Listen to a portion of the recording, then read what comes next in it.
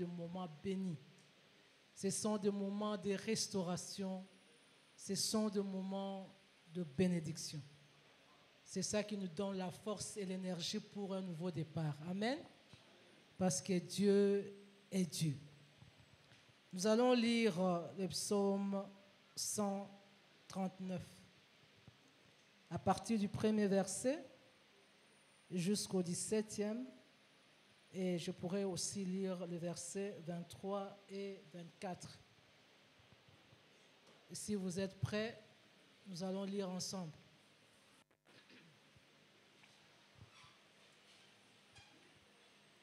C'est le psaume de David.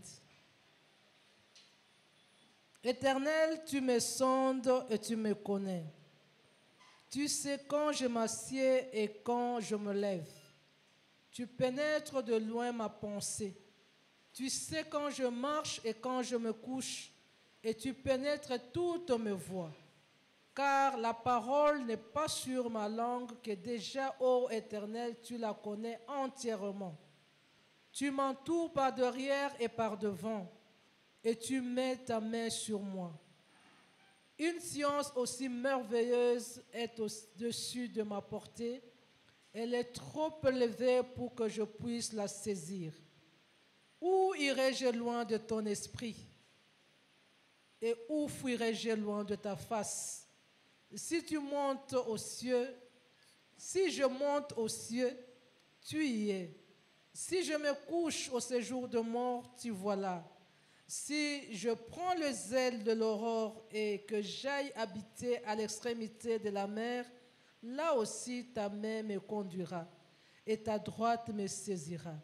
Si je dis, au moins les ténèbres me couvriront, la nuit devient lumière autour de moi. Même les ténèbres ne sont pas obscures pour toi. La nuit brille comme le jour et les ténèbres comme la lumière. C'est toi qui as formé mes reins, qui m'as tissé dans le sein de ma mère. Je te loue de ce que je suis une créature si merveilleuse.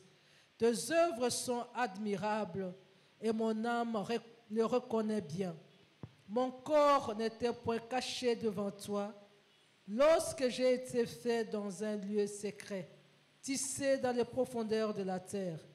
Quand je n'étais qu'une masse informe, tes yeux me voyaient. Et sur ton livre étaient tous inscrits le jour qui m'était destiné avant qu'aucun d'eux n'existât. Que tes pensées, ô Dieu, me semblent impénétrables, que le nombre en est grand. Sonde-moi, ô Éternel, et connais mon cœur. Éprouve-moi et connais mes pensées. Regarde si je suis sur une mauvaise voie et conduis-moi sur la voie de l'éternité. Parole du Seigneur. Éternel, nous te bénissons pour ce moment merveilleux de t'écouter nous parler. Nous nous abandonnons à toi, Seigneur. Parle à chacun de nous et que cette parole nous transforme. Au nom de Jésus-Christ, Amen. Nous pouvons nous asseoir.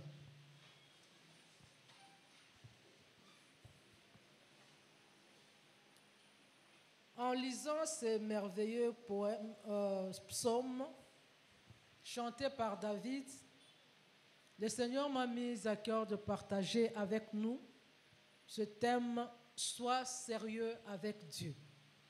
Amen.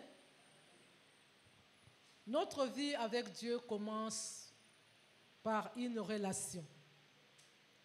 Et elle repose sur une relation. C'est cette relation-là qui fait que nous puissions marcher avec Dieu et pouvoir bénéficier de lui. Mais toute relation sérieuse a des implications, a des exigences. Parce qu'il faut le dire, il y a des relations qui ne sont pas sérieuses.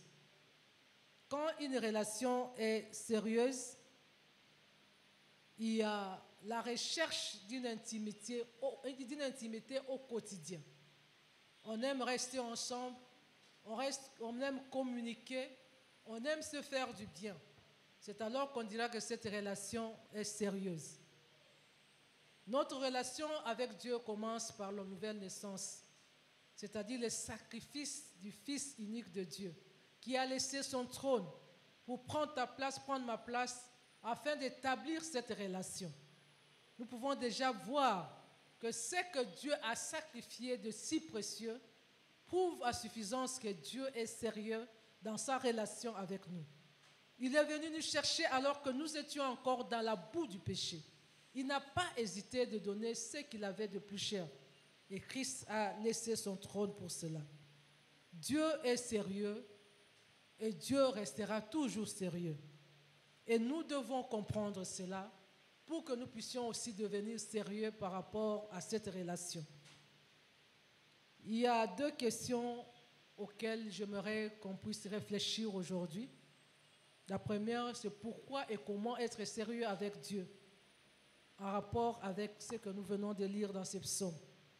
Et la deuxième question, c'est quels sont les bénéfices que nous gagnons en étant sérieux avec Dieu. Amen.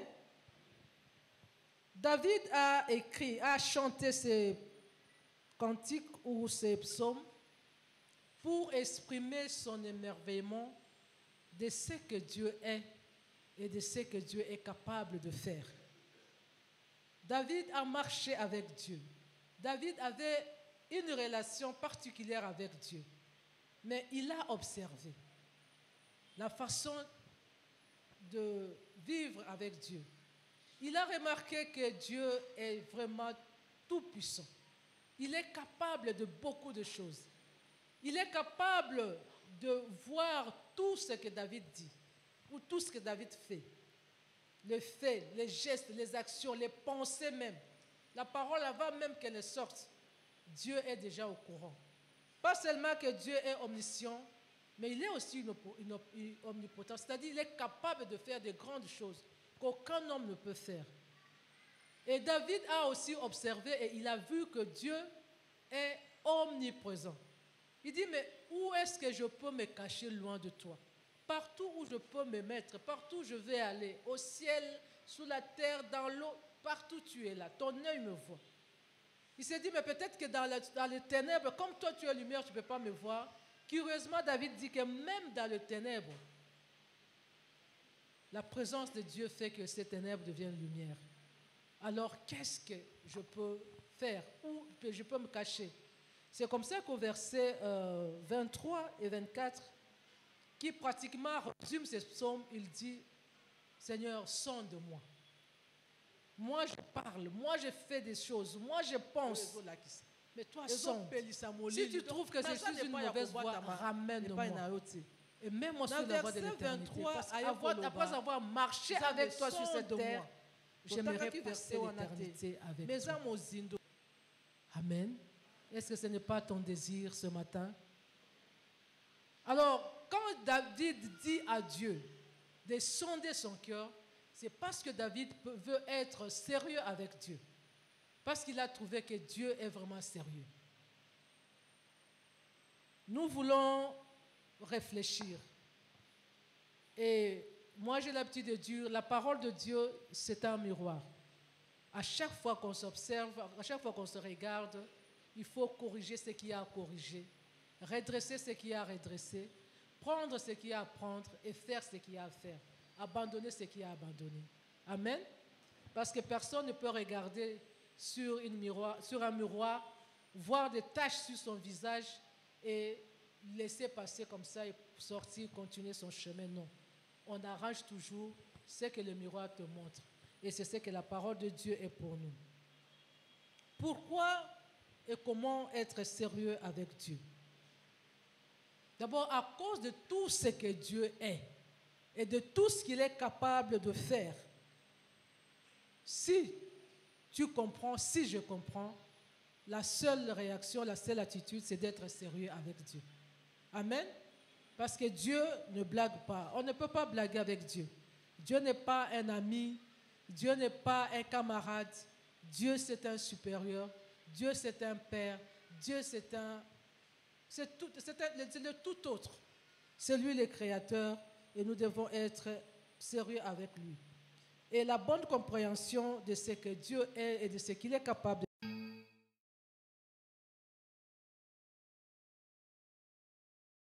prendre conscience de la présence permanente de Dieu à nos côtés. Si tu réalises ça, il y a aussi des conséquences par rapport à ta façon de marcher et de vivre avec lui. Donc la compréhension de la présence permanente de Dieu à tes côtés va normalement te pousser à éviter tout ce qui est hypocrisie, tout ce qui est cache-cache, tout ce qui est double face. Parce que, entre nous, je sais que David dit, Dieu est partout, Dieu te voit. Où est-ce que tu vas faire les aventures? Où est-ce que tu vas te cacher pour faire quelque chose qui soit contraire à la volonté de Dieu? Nulle part. Dieu voit tout.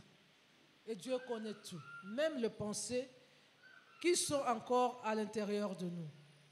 La conséquence de ça va faire que nous puissions toujours avoir les soucis de plaire à Dieu, de faire sa volonté. Parce que c'est la moindre des choses pour se montrer sérieux.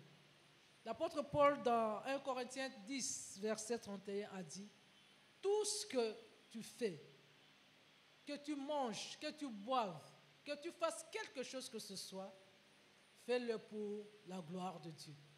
Donc si tu comprends que Dieu est partout avec toi, tu ne peux que chercher à le plaire dans tout ce que tu vas entreprendre. Et aussi dans tes pensées, parce que lui, il sait lire les pensées. Tu ne peux qu'avoir des pensées pures, des pensées saines, des pensées qui glorifient Dieu. Et c'est ce que l'apôtre Paul nous dit aussi dans l'épître aux Philippiens, que tout ce qui est noble, que tout ce qui est juste, que tout ce qui est honorable, que tout ce qui est positif, que tout ce qui est glorieux soit l'objet de nos pensées. Parce que Dieu lit nos pensées. Ça va aussi avoir de l'influence sur notre manière de traiter les autres. Parce que tu te dis, l'autre est créé par Dieu, à l'image de Dieu comme moi. Donc je ne peux que le respecter, je ne peux que lui donner la considération, le valoriser, parce que c'est ce que j'aimerais aussi qu'on fasse pour moi. On ne va pas tenir compte du niveau social, du rang social, du niveau d'études, de la race ou de l'âge. Mais toute personne qui se présente devant toi, tu vas le respecter parce que tu le vois à l'image de Dieu. Tu éviteras de blesser, tu éviteras d'humilier, tu éviteras de calomnier, tu éviteras de critiquer, tu éviteras de faire souffrir. Parce que c'est ce que tu n'aimerais pas qu'on te fasse. Tu ne chercheras pas à nuire ou à faire du mal. Et en conséquence aussi, tu vas te réjouir du bonheur de l'autre. Parce qu'il y a des gens qui souffrent quand autour de lui les gens émergent, autour de lui les gens réussissent. Ça, ce n'est pas une bonne attitude pour un enfant de Dieu qui est sérieux avec son Dieu, qui est sérieux dans sa foi. Papa a l'habitude de dire, sepela na kobongo ya moninga, po nzambe asepela kobongisa yo. Amen. Si tu ne te réjouis pas du bonheur de l'autre, du succès de l'autre, je crois que tu bloques ta propre bénédiction. Pourquoi Dieu te bénirait? Pourquoi Dieu t'élèverait? Pour susciter que des gens agissent comme toi tu le fais. Alléluia. Donc nous avons intérêt à nous réjouir du bonheur des autres. Parce que Dieu agit à son temps. La Bible dit, il est souverain, il est dans les cieux, il siège dans son trône et il fait ce qu'il veut. Il fait du bien à qui il veut, quand il veut, comme il veut. Il n'a de compte à rendre à personne. Alors si tu comprends ça, tu ne peux qu'attendre ton moment. Parce que Dieu fait toutes choses bonnes à son temps. Et dans sa réserve au ciel, il y a beaucoup de bénédictions. Il y a même des choses que nous n'avons jamais demandées. Amen. Donc Dieu peut toujours nous donner. N'envie pas quelqu'un pour son mariage. Il y a beaucoup de mariages que Dieu peut encore donner. N'envie pas quelqu'un pour ses enfants. N'envie pas quelqu'un pour ses biens. N'envie pas quelqu'un pour son grade, pour ses avoirs. Parce que Dieu est capable de te donner autant ou même plus. Nous devons avoir cette attitude-là.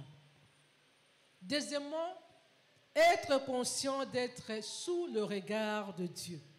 Un regard bienveillant, un regard de compassion, un regard qui cherche toujours à faire du bien. Si tu as cette compréhension, bien-aimé, tu ne peux qu'à développer une confiance totale vis-à-vis de Dieu. Amen. Tu vas faire confiance à Dieu. C'est ce que le psalmiste exprime à partir du verset 5 jusqu'au verset 12. Et quelqu'un qui a confiance en Dieu, il n'a pas peur.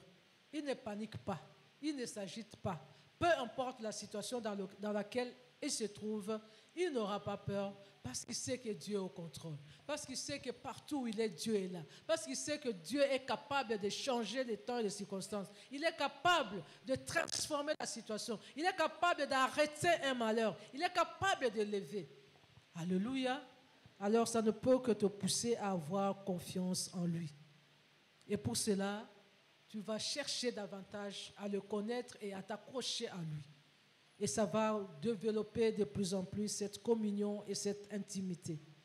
Celui qui sait que Dieu a un regard bienveillant sur lui, il ne peut pas entretenir de pensées méchantes, de pensées négatives, de pensées mauvaises en elle, parce qu'il sait que Dieu voit tout, Dieu connaît tout. Donc nous avons intérêt, si nous voulons être sérieux avec Dieu, de veiller sur nos pensées. Parce que le pensée, c'est ce qui fait l'homme. La Bible dit l'homme est tel que sont ses pensées. La Bible dit c'est de l'abondance du cœur que la bouche parle. Tout ce que nous sommes, ce sont nos pensées. Quand on veut poser un acte, tout commence par la pensée. Et si la pensée est essuyée, rien de bon ne va se faire voir au travers de nos actes. Donc nous devons apprendre à soigner nos pensées. Dieu lit les pensées. Nous connaissons le cas de Caïn.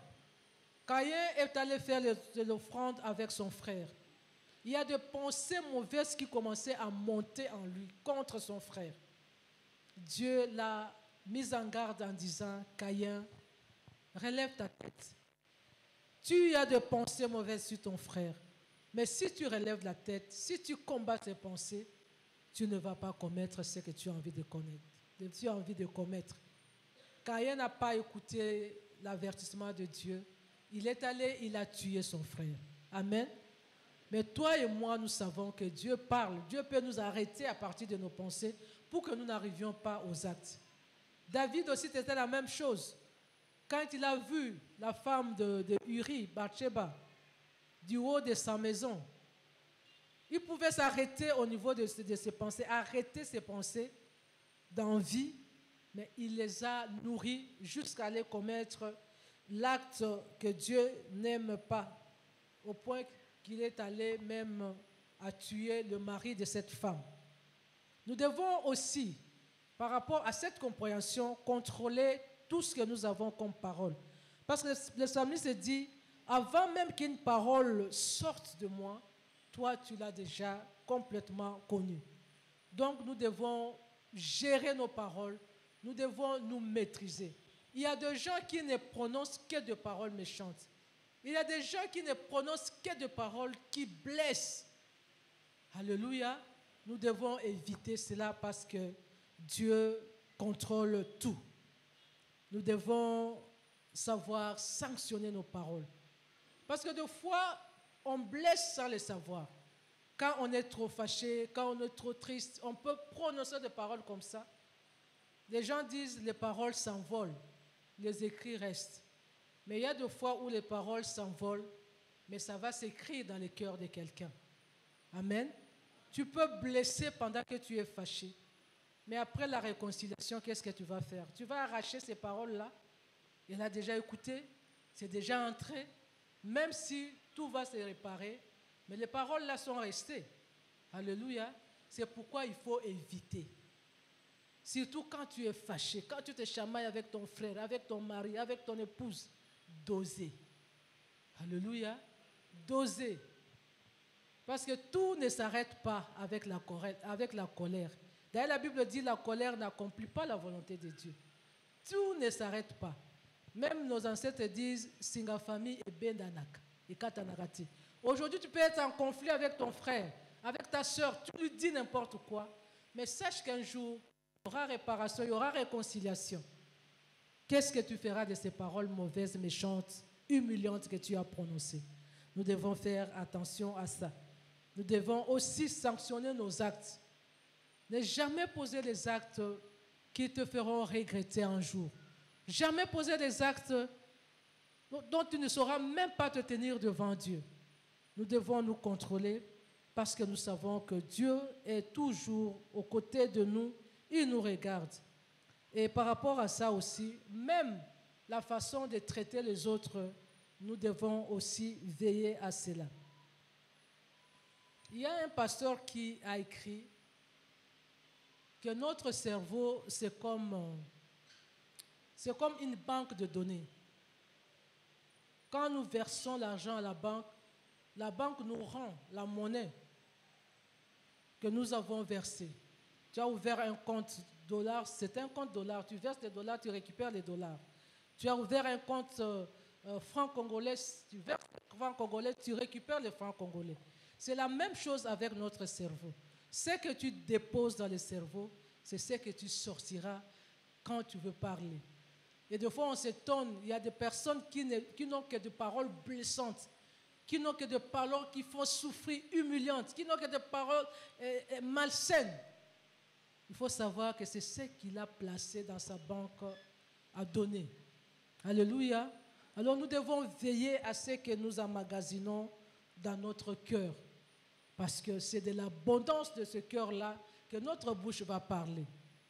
Il y a des gens qui, même s'ils sont parents, tout ce qu'ils prononcent sur leurs enfants, ce sont des paroles de malédiction. C'est ce qui se trouve dans sa banque à donner. Amen. Nous devons savoir trier ce qu'il faut enregistrer. Veillons sur notre cœur, veillons sur nos pensées, veillons sur nos paroles, veillons sur nos actes, parce que Dieu est là, il nous voit, il nous connaît. Autre chose, c'est comprendre qu'on a été créé par Dieu. Si tu as la compréhension que Dieu t'a créé et que Dieu a un but pour toi, comme le psalmiste le dit à partir du verset 13, que avant même que je sois tissé dans le sein de ma mère, tu me connaissais et même tous les jours programmés pour moi étaient devant toi. Tu vas comprendre que tout ce qui va t'arriver, tout ce qui t'est déjà arrivé, tout ce qui va t'arriver, c'est la volonté de Dieu, c'est le plan de Dieu pour toi. Peu importe ce que c'est. Ça peut être le bien, tu béniras Dieu. Ça peut aussi être quelque chose qui ne t'arrange pas. Il faut bénir Dieu. La compréhension de ce que je suis créé par Dieu et que Dieu connaît ce qu'il veut pour moi va te pousser à avoir une vie de gratitude et de reconnaissance vis-à-vis de Dieu. Parce que tu vas te dire, tout ce que je, c'est la volonté de Dieu. Tout ce que je suis, c'est la volonté de Dieu. Je ne peux que lui dire merci. Amen. C'est facile de dire merci quand tout marche. Mais quand ça ne marche pas, souvent, on a difficile à rendre grâce. Mais la Bible dit dans Romains 8, 28 que toute chose concourt au bien de ceux qui aiment Dieu. La vie, c'est une école. Et tout ce que nous vivons, c'est ce que Dieu utilise pour nous former. Dieu, c'est un véritable potier et nous sommes l'argile entre ses mains. Il te donne la forme qu'il veut. Et quand le potier manipule l'argile, l'argile peut se dire, mais pourquoi cette personne me fait souffrir? Mais à la fin, quand il sortira un chef-d'œuvre, c'est alors qu'on verra la valeur de ce où la personne va sortir. Nous sommes aussi comme ça avec Dieu. Il nous fait passer par le haut et par le bas. Et d'ailleurs, la vie ne peut pas seulement être bonheur, bonheur, bonheur, bonheur. Autrement, pourquoi prier? Autrement, pourquoi chercher Dieu? Si tout va bien. Amen.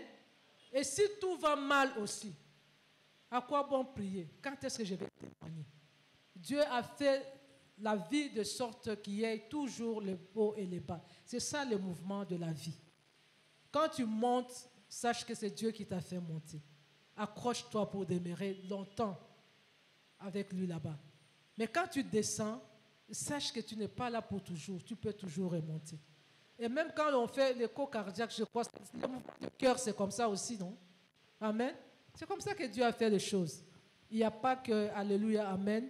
Il y a aussi les temps de souffrance. Il y a aussi les temps de malheur. Et Dieu a fait l'un et l'autre pour que nous ne puissions pas savoir de quoi le lendemain est fait. Dans un lieu de deuil que dans un lieu de joie. Parce que quand tu es dans un lieu de deuil, tu vas réfléchir sur ce qu'est ta vie. Tu vas savoir que le malheur existe et le bonheur aussi existe. Ceux qui vont dans les fêtes, avec la fête, avec cette ambiance-là, c'est difficile de réfléchir. Amen. Donc nous devons savoir que la vie est faite de haut et de bas, à chacun sa saison, à chacun son processus, ça marche avec Dieu.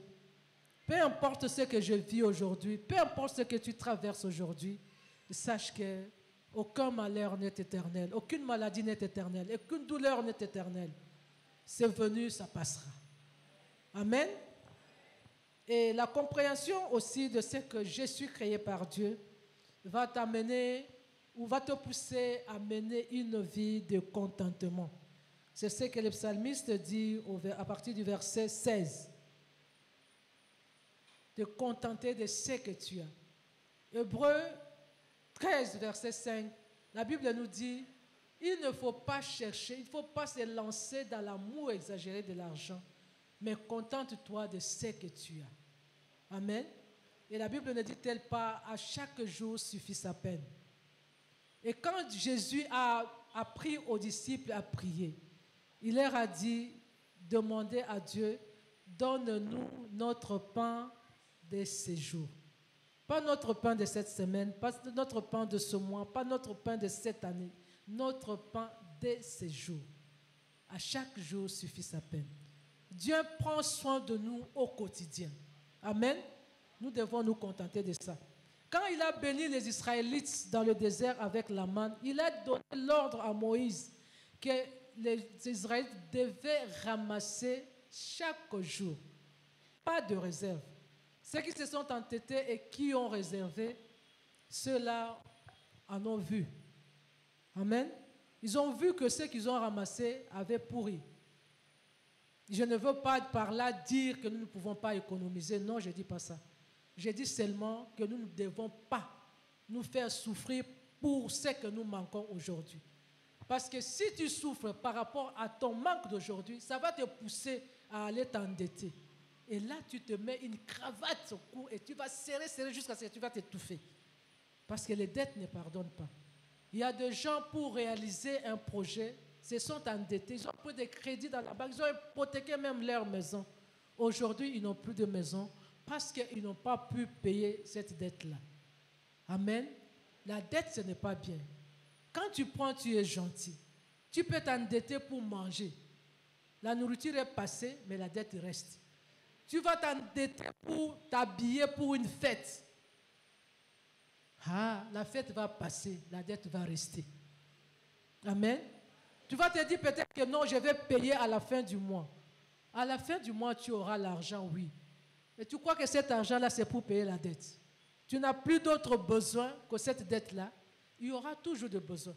C'est pourquoi les gens qui ont pris des dettes, qui ont promis de payer, n'arrivent pas. Tu avais dit que tu vas payer dans une semaine. C'est maintenant un mois. C'est maintenant une année. Pourquoi? Parce que les besoins de l'homme vont toujours croissant. Alors le mieux à faire, c'est de vivre selon ce que Dieu te donne, de te contenter. Pas te compliquer la vie avec des dettes. Amen. Les dettes sont très dangereuses. Souvent, ceux qui s'endettent, ce sont ceux qui vivent dans les comparaisons. Ceux qui envient. Ceux qui vivent par l'imitation. Ceux qui font des compétitions. Ce n'est pas bien. Ça, ce n'est pas une bonne vie. Il faut être soi-même. Ne cherche pas à paraître. Il y a des gens qui se sont endettés tout simplement parce qu'ils voulaient se faire voir lors d'une fête. Après, ils sont partis. Toi, tu es resté avec la dette. Amen. Qui souffre? Ceux qui ont vu ou celui qui s'est endetté? Amen. Donc, ne cherchons pas à paraître. Cherchons seulement à être ce que nous sommes. Et au quotidien, Dieu va nous conduire. Après tout, la vie, c'est aujourd'hui. Ce qui est passé est passé. On ne peut plus rien récupérer. C'est aujourd'hui notre vie. C'est maintenant. Ce qui m'intéresse, c'est maintenant. Qu'est-ce que j'ai maintenant? Qu'est-ce que je peux faire maintenant? Qu'est-ce que je peux manger maintenant? Amen. Qui sait ce qui va se passer demain? Il y a beaucoup qui ont fait des projets pour demain, mais ils ne se sont pas réveillés. Donc, à chaque jour suffit sa peine. Ne complique pas ta vie pour chercher à faire quelque chose en voulant t'endetter. Ce n'est pas bien. Si tu comprends la vie dans le contentement, tu vas te jouir de tes moyens, vivre selon tes moyens. Et aussi, tu vas te réjouir du bonheur de l'autre, du succès de l'autre. Parce que tu te dis, aujourd'hui, lui a pu avoir ça. Gloire à Dieu. Demain, peut-être, ça sera mon tour, mais aujourd'hui, c'est lui. Tu ne vas pas envier, tu ne vas pas jalouser, tu ne vas pas haïr. Parce que souvent, ceux qui envient, qui jalousent, finissent par devenir de meurtriers. Jean-Baptiste avait le sentiment de contentement. Il disait qu'il croisse, que Jésus-Christ croisse et que moi, Dieu diminue. Alors que c'est lui qui était le prophète à ce moment, c'est lui qui parlait de la part de Dieu, c'est lui qui donnait la parole de Dieu et tout le monde le suivait. Et du jour au lendemain, c'est Jésus qui apparaît et tout le monde va chez Jésus. On lui dit, mais Jean-Baptiste, toi tu es ici, mais il y a quelqu'un là-bas qui prêche ce même Dieu, mais tout le monde va chez lui. Il a dit qu'il croit et que moi je diminue. Est-ce que quelqu'un d'entre nous a ce sentiment-là? Mais Jean-Baptiste au finish, parce que Jésus-Christ à la fin a dit, de tous ceux qui sont nés des femmes, il n'y a pas plus grand que Jean-Baptiste. Amen. Bien-aimé, l'envie ne sert à rien. La concurrence, la compétition, ce n'est pas la vie d'un enfant de Dieu. J'ai suivi une histoire à la télévision. Il y avait deux amies. L'une était mariée et l'autre était célibataire. Celle qui était mariée était toujours chic. Elle s'habillait bien. Elle avait de beaux véhicules. Elle avait une belle maison. Son mari, ses enfants étaient toujours chics. Et l'autre a développé la jalousie. Son ami a développé la jalousie jusqu'à aller à l'empoisonner. Et la dame est morte. Et cette femme-là qui est restée a tout fait. Elle a pu séduire le mari de l'autre. Et le mari l'a épousée. Et quand elle est venue à la maison, elle voulait aussi être comme celle qu'elle a tuée. Elle voulait le bijou, elle voulait les habits somptueux, elle voulait le beau véhicule. Et à chaque fois qu'elle demandait au mari, le mari lui montrait son bulletin de paie. Regarde mon salaire, ce que tu me demandes là, je ne peux pas le faire.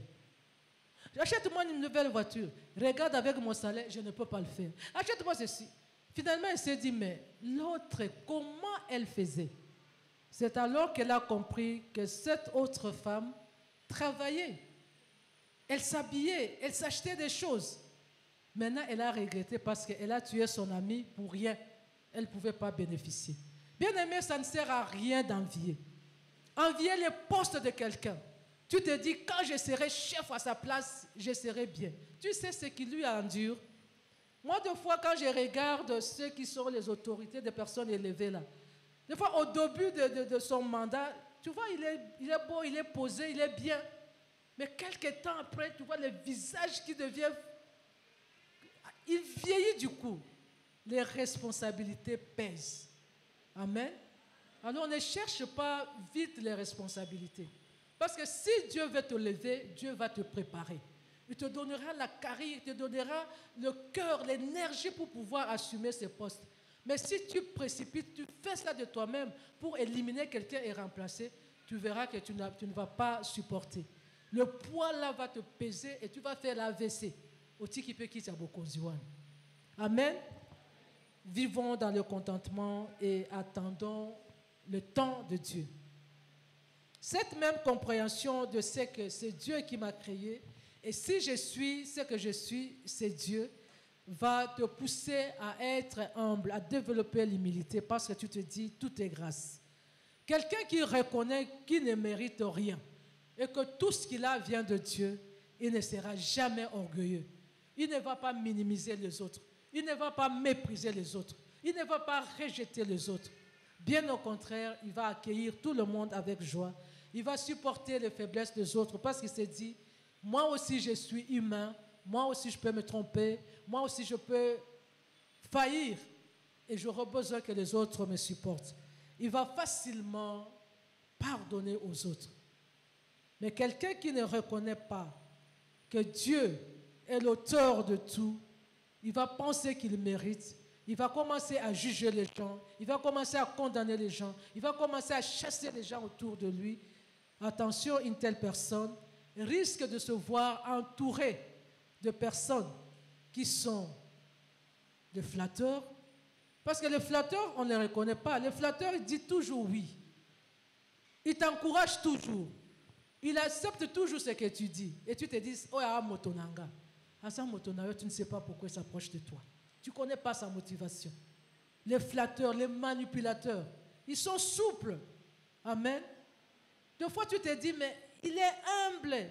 Il m'accepte, je l'envoie, il part. Mais tu ne sais pas pourquoi il s'approche de toi. Tu ne connais pas ses motivations. Donc, tu risques de chasser toutes les bonnes personnes et tu prends la personne qui est fausse autour de toi et c'est cette personne-là qui va te mettre le couteau sur le dos. Amen. Faisons attention, soyons humbles, acceptons toute personne. Peu importe les qualités, peu importe le défaut, c'est Dieu qui transforme. Ne jugeons pas, ayons la facilité de comprendre les autres dans leurs faiblesses et de pardonner. Amen. Nous devons aussi, une personne qui est humble, c'est une personne qui sait valoriser l'autre. Parce qu'il voit en l'autre l'image de Dieu. Il voit en l'autre ce que lui n'a pas. Parce que personne n'est tout complet. Nous manquons toujours quelque chose. Et ce que je manque, je le trouve dans l'autre. C'est comme ça que Dieu a fait que nous puissions vivre en interdépendance. Parce que nous dépendons les uns des autres. Et même les dons dans l'Église. Ce n'est pas une personne qui a tout le don. C'est comme ça que la Bible dit que chacun utilise son don pour l'utilité commune. Amen. Parce que tout le monde n'a pas le don de prêcher, tout le monde n'a pas le don de prier, tout le monde n'a pas le don de servir, tout le monde n'a pas le don, n'a pas le don, n'a pas le don. On est là, chacun avec son don, et se complète en tant que corps pour pouvoir faire avancer les choses. Alors, ne méprise personne, respectons-nous et valorisons-nous.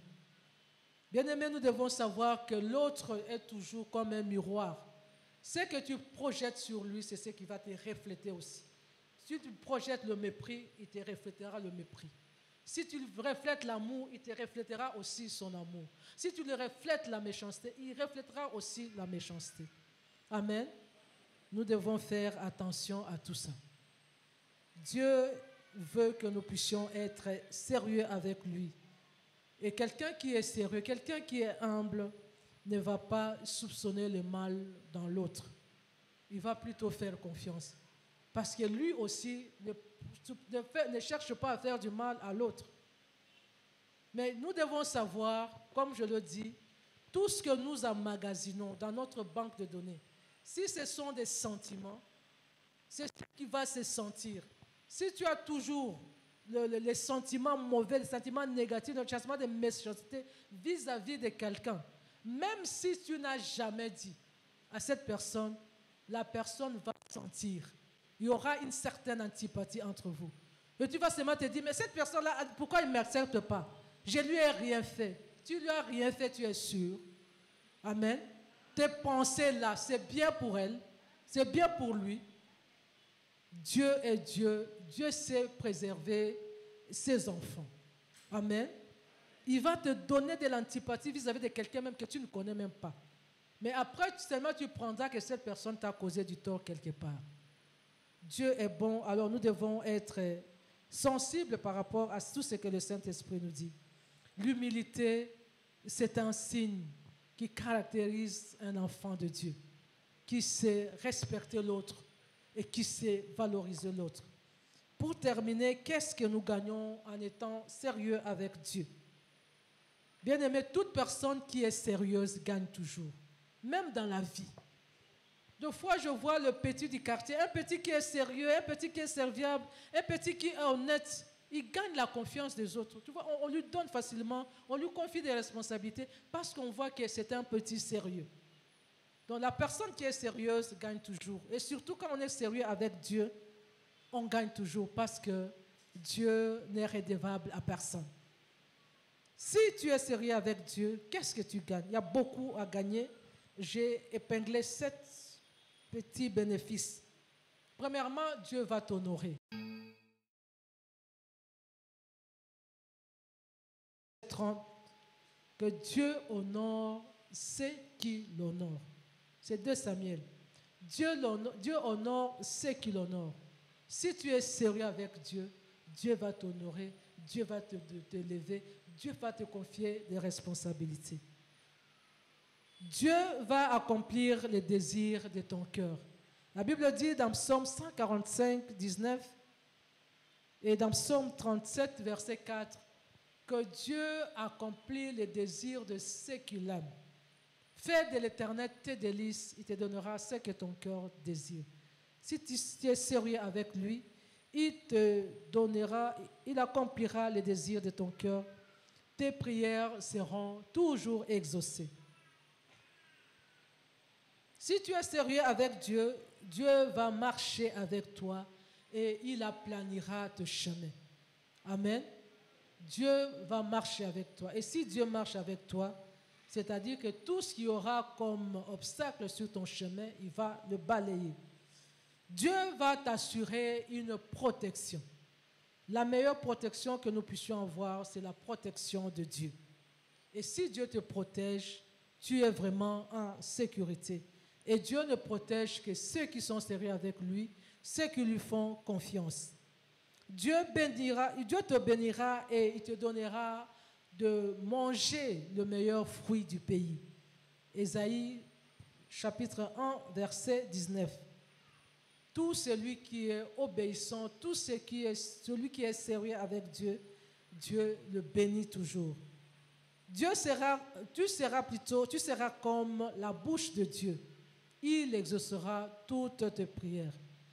Dieu dit, si tu sépares ce qui est vil de ce qui est bon, tu seras comme ma bouche. C'est-à-dire que Dieu va confirmer tout ce que tu feras comme déclaration.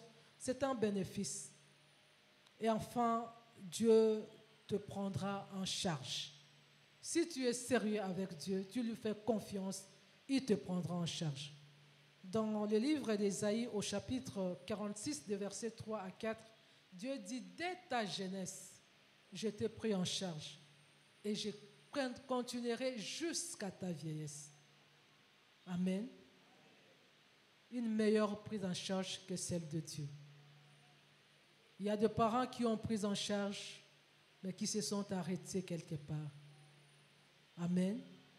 L'homme peut te prendre en charge, mais il est limité. Je me rappelle, pour terminer, quand j'avais 16 ans et demi, c'est alors que revenant de l'internat, j'arrive, je passe une bonne journée avec mon père. Le soir, je vais dormir chez ma grande sœur parce qu'ils étaient dans la même ville.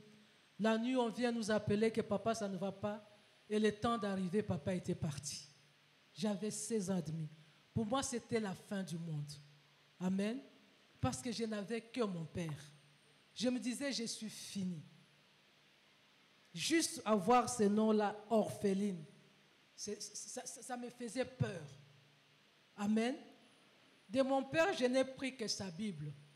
J'ai pris la Bible de mon papa, je suis parti avec à l'internat et j'ai circulé partout. Jusqu'au jour où j'ai connu Dieu, j'avais toujours ma Bible. Et à cette époque-là, j'avais 23 ans quand j'ai connu le Seigneur. Et c'est alors que j'ai compris que Dieu est ce Père qui ne meurt jamais. Et j'ai oublié tout ce que j'ai ressenti quand j'avais perdu mon père. Bien-aimé, tu peux peut-être être là, tu te dis, tu comptes sur telle personne. La personne peut avoir la bonne volonté de t'aider, de te prendre en charge, de te soutenir. Mais quelque part, il sera limité. Même s'il n'est pas limité par rapport aux moyens, mais le souffle de vie ne lui appartient pas. Amen. Mais il y a quelqu'un qui ne mourra jamais. C'est Dieu. Si tu t'accroches à lui, tu es sérieux avec lui, il te prendra en charge. Et toute ta vie durant, il te supportera, il te nourrira, il te donnera ce que ton cœur désire. David a dit dans Psaume 37, verset 25, que j'ai été jeune, J'ai grandi, j'ai vieilli. Je n'ai jamais vu les justes abandonnés. Donc si tu es sérieux avec Dieu, tu ne seras jamais abandonné. Tu ne seras jamais dans le manque. Tu peux manquer aujourd'hui. Tu peux manquer le matin. Mais avant le soir, Dieu te visitera. Parce que c'est lui le meilleur. Amen. C'est lui le meilleur parent. Bien-aimé, tout ce que je peux dire pour conclure mon message, c'est que notre Dieu est omniscient. Il connaît tout. Tout au besoin, il le connaît. Notre Dieu est omnipotent. Il est tout puissant. Il est capable de tout, de transformer le monde. Il est capable de changer le temps et les circonstances. Et notre Dieu est omniprésent. Tu n'iras nulle part où Dieu ne peut te voir. Partout où tu iras, Dieu sera avec toi. Mets-toi ça en tête. Peu importe dans la situation dans laquelle tu te trouveras, sache que Dieu est là avec toi. Dieu te voit, Dieu te connaît et sois sérieux avec lui. Et c'est seulement quand tu es sérieux avec Dieu que tu bénéficieras de ce que Dieu réserve à son héritage. Que Dieu bénisse sa parole.